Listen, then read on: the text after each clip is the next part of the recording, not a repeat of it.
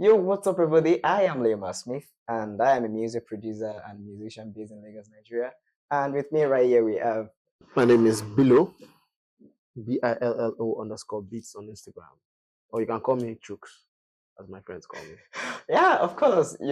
I'm glad to be here, and I'm glad to host him on this creative Maven talk show. Of course, obviously, he's a Maven in this creative world, so he's a legend in this game. So we have to host someone like him. That one for your pocket, and basically, we have a lot of things to discuss on this talk shop. But we are going to take it one by one. And the first thing I think I have on my table right here is, how do you stay updated with the latest trends and technology in the music production? Latest trends and technology. Well, music as a career it's progressive, and you can't afford to be in one place for too long. Right? You need to evolve with the industry, right? And you need to find out what's out there and intentionally take out time. It's not be every time you go to knock beats. It's not every time you'll be doing no. Sometimes you need to take out time, go online on YouTube, find out what is there, find out what's happening, find out what's going on, what are the newer innovations in town, what's they happen right now at that moment. You get you can if they use logic of 2009 they produce for 2024. You get there are things that have come out, AI is out, the stem separation don't do everything. So when you hear somebody do something and you're wondering how did they achieve this thing, you won't go take one 1985 process. One 1985 process where we say you go do 175 million things. Exactly. And somebody will just press one button and it's done. It's law. So you need to. It's far gone. It's far gone. So you need to take out your time and figure out, okay, what is happening? Because yes, you are a musician, but you also need to realize that technology is not there to take your job. Technology is there to make your job easier. Write that down. Write that down. It's there to make your job easier. And in this day and time where it's no longer about who can make the best hit song, it's about how many songs are in your catalog. Nobody really cares about how good you are. Assets. It's how many you can do, how many good quality, yes. But you can only make one fire good quality song in a month, and somebody that can do 10 good songs in that 1 month. Now that person that they will actually answer, because nobody has time to be waiting for you to take 3 months to finish one song. And that's what technology will do for you. I can click the one button and something that will take him three weeks to figure out done in 5 seconds. That's what you need to do. That's how you need to keep up. That's why you need to keep up with technology. That's why you need to find out, okay, what is on YouTube, what are the next tutorials, what's going on. You get. So just take your time and then go out and meet people. Yes, there are a lot of things that you will not learn on YouTube. But by meeting other producers, getting to know people, you go start being more. Oh my God. Can you grab something for that? And I think you've actually learned something from that. That's why we have Bilo Beats on this talk shop. When you say you want to produce a beat, you want to do everything yourself, and at the end of the day, everything is coming late, your fans aren't going to wait for you. They are expecting something. Obviously, even every day, our ears are actually, we need music to sustain. Apart from food, the next thing you need is music. Wow. Definitely. That one's empty. So if you write that one down too. All right, so I think that's why we have him here, and he has actually given you a lot of tricks. So don't think to be like, okay, I've been using this particular software for a while and it's been working. It might not work for you in this Gen Z. To be future proof. Exactly. To be future proof. Exactly. So, and I think the next question that I have here is, how do you approach collaborating with artists? Well, first of all, you have to know your limits. Know what you are willing and can tolerate, because I understand some artists can be very difficult to work with. Very difficult. Let me not say that particular genre that has the genre name start with G. They know. Let's not talk about that genre that has very difficult people to work with. Exactly. But then you have to decide what are your pet peeves, yeah? Okay, this person is rude. You might not be able to continue. But then there's also the fact about let's do what's best for the music. Yeah, so it's about finding a balance between okay, I can work with this person even though they're not perfect because nobody's perfect. Everybody get wild for it. Definitely. So you will have to find that balance between I can work with this person. And sometimes some artists don't understand why they will message the producer and the producer will not answer for 2, 3 days. Sometimes it might not be that the producer is busy. It might just be that the producer doesn't like the way you talk. Yeah. And he needs a few days to not shout at you or say something that he will regret. Artist needs to be on the Talkshop. So you understand that sometimes you need to give yourself that time in order to not say or do things that will jeopardize your career and or the music. Because there are some artists that you need to work with, but they are not the best personalities. They are not the best people to work with. So you need to have that skill of handling people that are not necessarily, and sometimes it takes time. You might not be able to reply the person's message immediately because the person's probably rude or something. Yeah, so you need time to prevent yourself from an emotional outburst that you would definitely regret. Right. So that's that. And then there's also the side of even with the good artists, not be every artist you go bill. Understand? Sometimes you would do music because of the sake of it. There are some artists that I work with that I don't need to build them. I work with this person because I love their music. And whenever they come to work with me, they come to record with me, I enjoy the process of working with them. That one day. And they're the artists that will collect your money because they're stressing me out. Definitely. Do you understand? Yeah. So so you need to figure out who is this, who is that, who is this. And there are times when the music is good, but the artist is not good. There are times when the artist is good, but the music is not good. There are times when the money is good and the music is good, but the artist is a terrible person. So you have to choose which one you don't want. Just try to make an equilibrium. I'd rather work with good artists, good music, and less money than have beautiful, plenty money. Oh my God. Good musical, but the artist is a terrible person.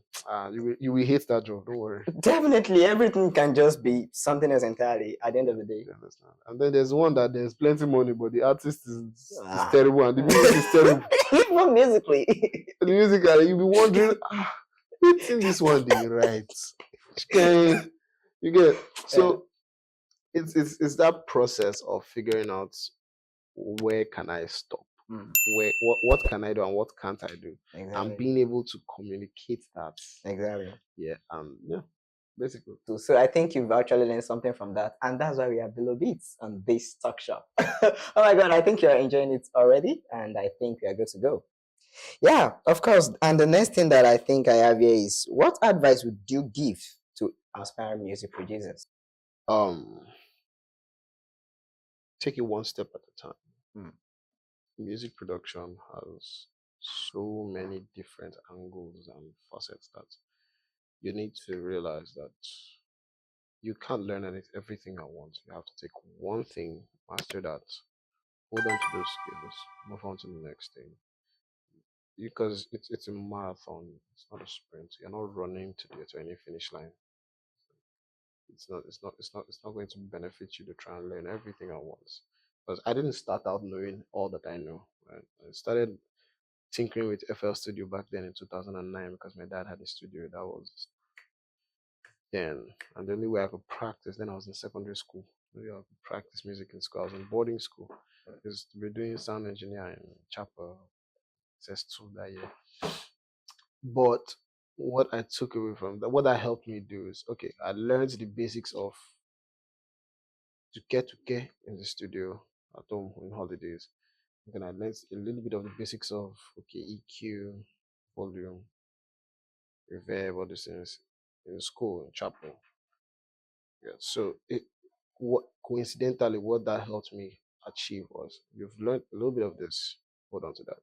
You've learned a little bit of this, hold on to that. Don't rush and try and get everything at once. So after I finished school, I had the time to go on YouTube and start teaching myself, started reading a lot of I read a lot of books on this music. A lot. Like I've read. Don't worry. Don't just worry. I don't read. For this life, I don't read. Yeah. So it's take it one step at a time, and also realize that music is no longer about your ability to make good music. Hmm. Nobody really cares how much you know, Hmm. right? There are people are no longer going to judge you by your ability to make good music, but by your ability to sell it. Hmm. You get it's no longer about fine. You need to be able to make good Good quality music. music, but You need to be able to do that, and you need to be definitely. fast with it, Hmm. right? Because obviously, people are not going to wait for you to be taking 3 months to finish one song. Nobody has that time. You know, some people when the song it needs to go out, it needs to go out. So if you that you take 3 months to make an amazing song, somewhere that takes 2 weeks to make that same song, or in fact one day to make something like that, that person. The funny thing is that that person will have better marketing than you because artists will want to rely on that person. And number two, even if what they are doing is bad, with time it will get better Hmm. because what makes you good is quantity. When you do something a lot all over and over again, you get better and better at it. So either you're taking 3 years to finish one song, and somebody that's just start doing and sending, eventually that person will become better than you. Your song might be better in the beginning, but eventually that other person will become better than you because he has more practice, he has more experience. And that's where the marketing comes in because artists, labels, they want somebody that's reliable, somebody that delivers on time, And productive. productive. Hmm. Right now, right now, productivity is more important than quality. Hmm. Write Now that down. you have to have good quality. They will come for us in the comment section. I'm very You sure.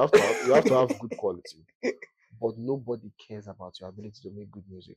The only thing they care about is your ability to market it. What kind of content are you putting out? Hmm. You need to be in people's faces. People need to be seeing you. So nobody has time to wait for you to be in one crooked corner of the world and then release one song every 6 months. And the song is mad, everything. They will forget you. You need to be able to put out another one. Listen to listen to 80% of the songs that you hear in Nigerian space. The first thing you hear is bah, Blaze has cornered every, and you're wondering when did he have time to do all these things? But you have to be. You can't be slow. You need to be fast in what you're doing. You need to be able to put out stuff, whether it's music, whether it's content. And if you're an aspiring music producer and you're trying to break into the industry, get people to notice you, it's content, YouTube, Instagram, TikTok, put out stuff. You don't even need to know anything. Just let Just people post. just let people be seeing your face. Uh, Oh, I'm making this beat. I don't know what to do. Post it. Look at this beat. I don't know. I'm trying this nonsense. I don't know how it I works. think Post people it. even like those behind the scenes. They Do want you to see understand? it. Do you understand? So you need to be in people's faces, Wow. generally. Mm. And one of the best way to be in people's faces is to put out stuff consistently, whether it's music, whether it's videos, whatever you're doing. You get. So yeah. Oh, oh my God, that was an amazing one from Bilo Beats, and that's why I think we have him on this talk show because he's a legend. If you put all those things into practice, you will be a better person as a music producer. Because I've gotten a couple of questions. I want to start my career as a music producer. I don't know how to start. Should I get gadgets first? Some people is money. Should I start to learn first? Where do I learn? How do I go about it? How do I? You can just use all this trick from him. YouTube is there for you. In fact, in most cases now, someone like Thames is telling us that he didn't learn music from any studio. He went to YouTube and she's producing. And we have many, many, many of them like that produce themselves. And I think the next question I have here is how do you handle creative differences when working with artists? That was deep. Mm. Um, there needs to be a clear establishment of authority. Now, of course, I'm not saying you're gonna be discussing Namibia, but as a producer, you need to ask yourself whose name is on the record Mm.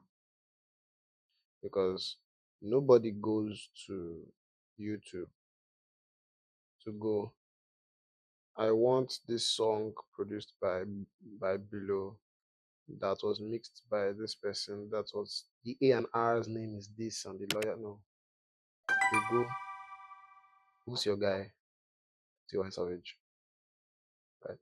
And in the end, your job as the producer is to bring the artist's vision to life, except you are the artist. Yeah. If you are the artist, then it's your vision. Someone like Fizz, someone like Mastercraft. Do you understand? Yeah. So as a producer, you need to figure out, you're having a creative difference with this person. What does the song need? What does the market need? Whose name is on the record?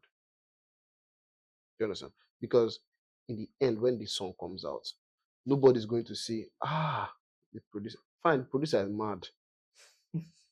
But the person that his face is on the line, exactly. So if the artist says this, if you don't agree as a producer, it's left for you to present your ideas to the artist in a way that would be diplomatic enough. Because sometimes even if the artist agrees to you, the artist might not come back. Even if he agrees with you, the artist might not come back. Because a lot of artists, they are very nitpicky about their music.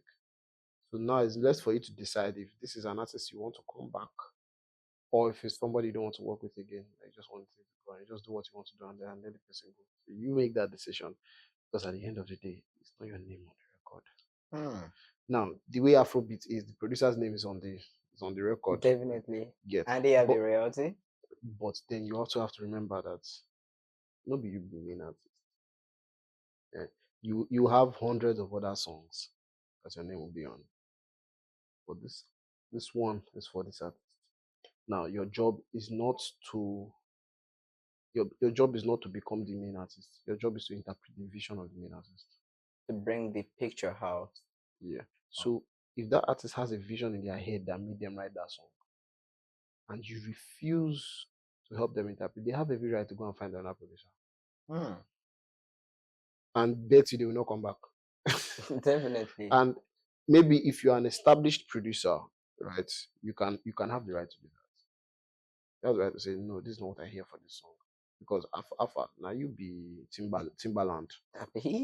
But you never finish, never learn FL finish. You want to go the third terms, say one thing. No, so you ask yourself whose name is on the record. If you are a celebrity producer, you can now make those decisions where the artist will actually be obliged to respond to you in a different way, because they know that you have a track record. But until you have that track record, you have to defer to the artist's preferences 90% of the time. Now, I'm not saying you can't suggest, but if you are going to suggest with action. Like, do what you want and show the artist that is good. Let the artist know that it's actually better than start arguing with another and spoil your career. It's a creative word. Okay, they there. Just they play. So yeah, dealing with artists' creative differences, and then there's also the issue of understanding an artist's communication. I've worked with an artist before that was telling me, I want a lot of melody in the song. Because that means should I be playing melodies up and down? Person just wanted pad. Start the melody.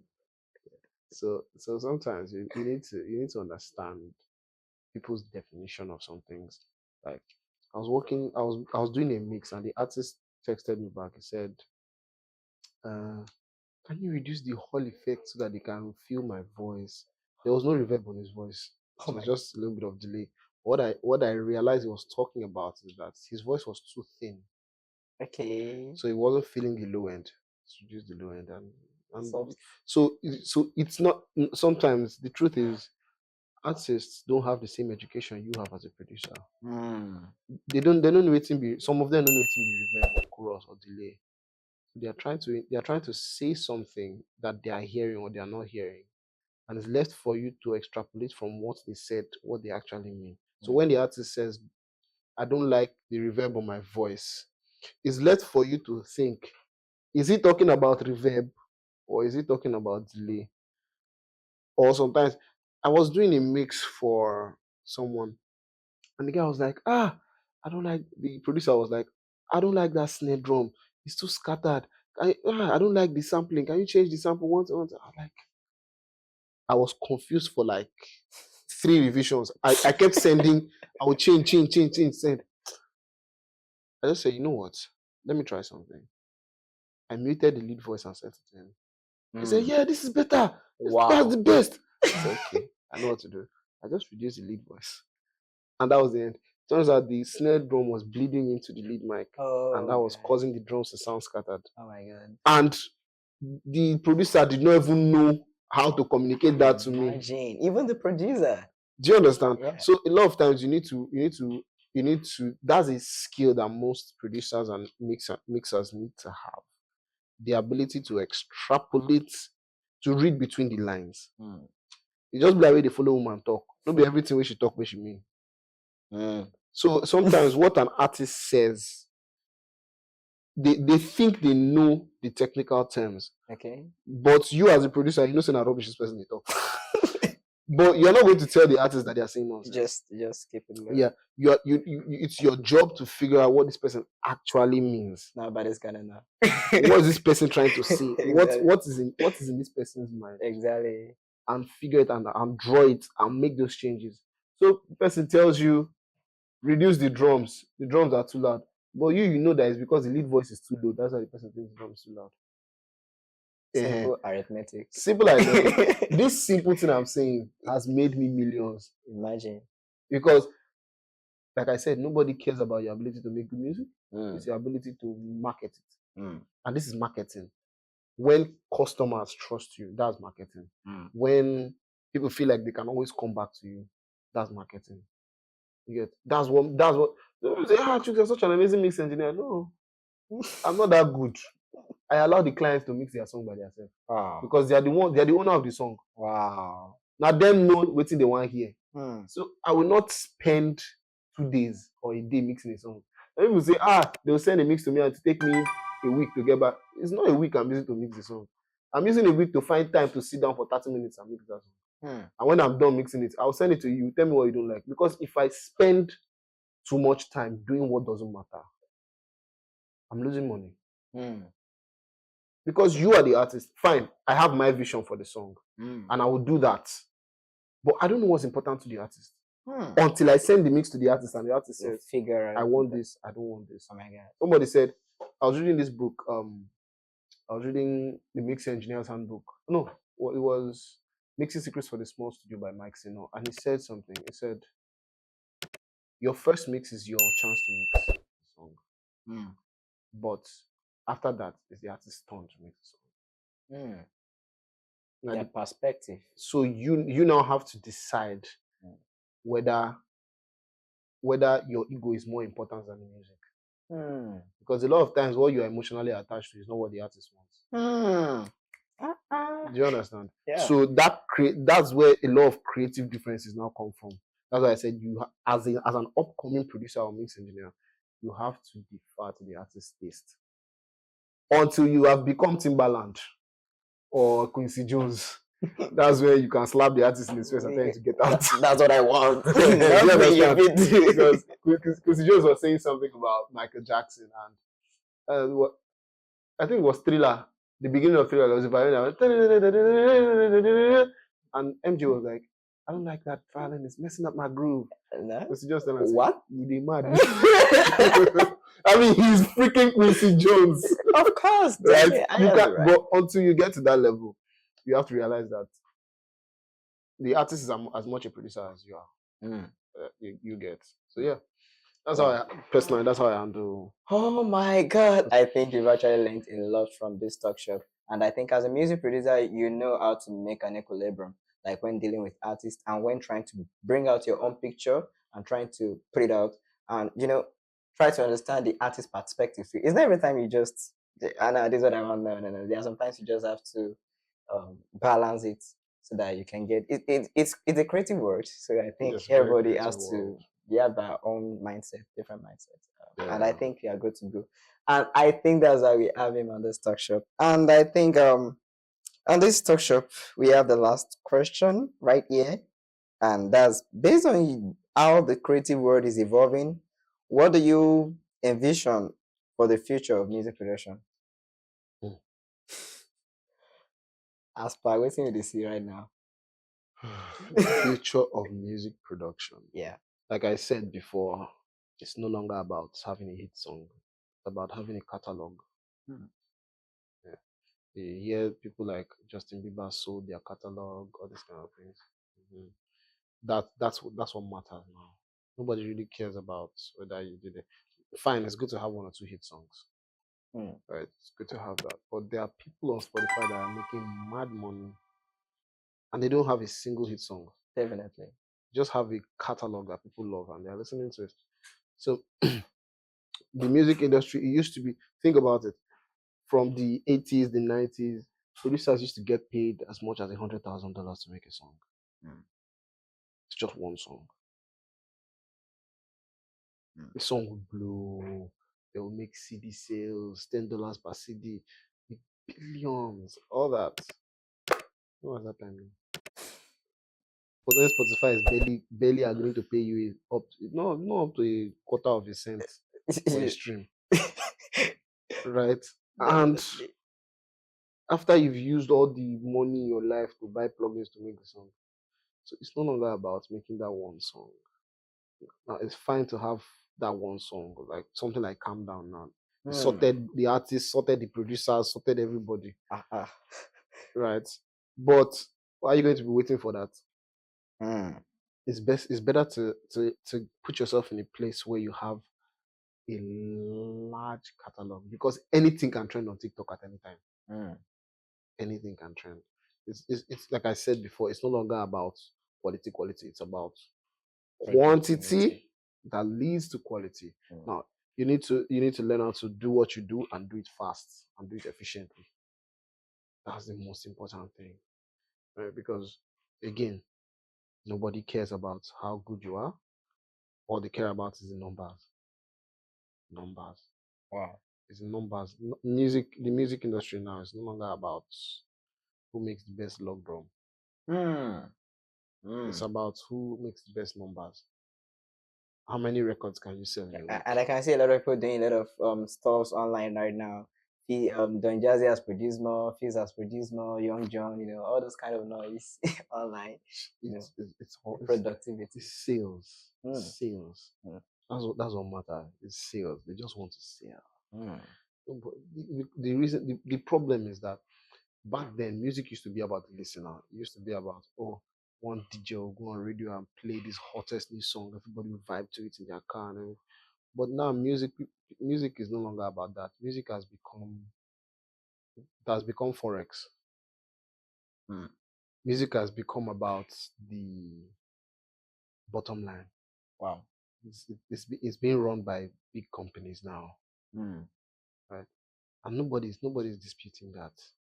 Music has become it's basically trading on the stock market.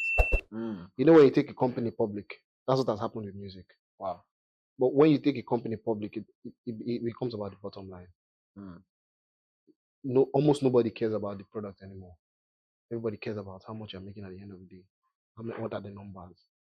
So largely, I know it's worrisome because it destroys the quality of the music.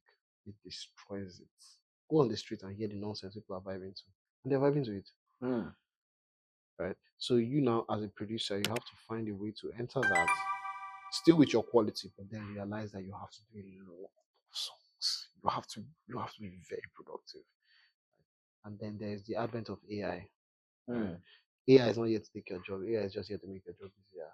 People that understand it will understand it. If you don't understand, I mean, go sit down. That's why you don't understand, I mean, go sit down.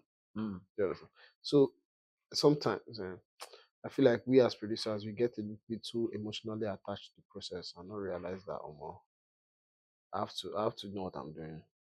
Music producers are no longer music producers, they're content creators. Write that down. They're content Definitely. Everybody's going online right now. You're a content creator. You're not a producer anymore, you're a content creator.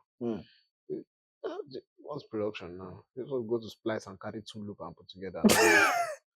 No stress. Next thing is video online straight. Right. So how I made How YouTube. how I made you go see saying only 2 tracks. YouTube, Instagram, TikTok. You still do live on top You still do live on top 2 tracks. Loop and piano. Still sell book. Still sell book. On a top lot of what? ways to make money from one single project. On top what? Oh my god. So yeah, that's where the industry has gotten to right now. Because like I said, ain't nobody cares. Then you need to future proof yourself. Because yes, this Afrobeat and Amapiano thing that we are all on right now is it's doing the rave, it's going good. But another genre will still trend. Definitely. Now, Afrobeat is here to stay. Definitely, it's here to stay. But there was a time when rock was here to stay. There was a time when EDM was here to stay. Those people that are listening to rock and EDM, what are they listening to now? Baby, calm down. Calm down. You are listening to Baby, calm down. Now, next year, another thing will come out. It sound actually says something related to this. I'm very sure you will watch this. It said in the next 10 years, like, what we know that another genre will come out of this world that we are. And we never can tell. It's not the same cock that we want to be listening to for the rest of our life now. So as you're working on this Afrobeat thing, you need to future proof yourself. What I personally would say is use the Afrobeat and Amapiano to come out because that's what people want to hear. But when you come out, still stay true to your own sound. Let people hear your sound. It doesn't necessarily have to be, but you can use it to come out, let people see you. But as people have seen you like that, you can use it to introduce another genre that will now blow. And it will be accepted because they know you. Do you understand? Look at Thames' music. Thames' music is not necessarily the same kind of Afrobeat and piano that we are all used to. Obviously. But as Whiskey Dragon come outside, she introduced herself differently. Do you understand? Yeah. So the game is you can't introduce something new. You are not known. Nobody will answer you. Definitely. Nobody will answer you. So when you are known, because you need to give people a little bit of what they know, a little bit of what they don't know. Don't know. That's how you introduce new stuff into the market. But future proof yourself as you're working on this Afrobeats. Keep working on that other sound that you like, that fusion. Maybe it's EDM and cinematic music, or one thing. And let's all try and get into movies. Afro Juju again. Afro Juju. So let's also all try and get into movies, Netflix series. There's music everywhere. So try and go online, find out how you can get your music. It's another way to future proof yourself. Wow. I think that is a big deal for music producers watching this, because a lot of us tends to be like, I have to wait for artists every time. There are ways we can actually make more money on different websites. People can actually use our music for their fame, and that's where we get the royalty from. I think I'm right. It's another way to future proof yourself. Sincerely. Oh yeah. So it's growing right now. So it's different from back in those days where if you don't sell your CD, you are not making sales. So right now, if you don't distribute music, when last did I see CD? You see, even right now, it's not until when you distribute music. You can just post it on TikTok and the thing will go viral. One of these guys was doing a TikTok challenge, and it's not even a song they produce in the studio. And they were just playing with, I think, BandLab, and the thing went viral. A lot of the sounds that you see trending on TikTok and people are earning a lot of money is not professional mixed or master job. Some of them are just something that they cook up in their room and they're just playing. So of course, definitely the next world, in the next 10 years, you can't even expect where this music industry or music production is going to be. So just keep doing what you do with your heart. Keep putting out your craft, and I think you get better on this one. It gets better, man. That's why we have him on this Talkshop.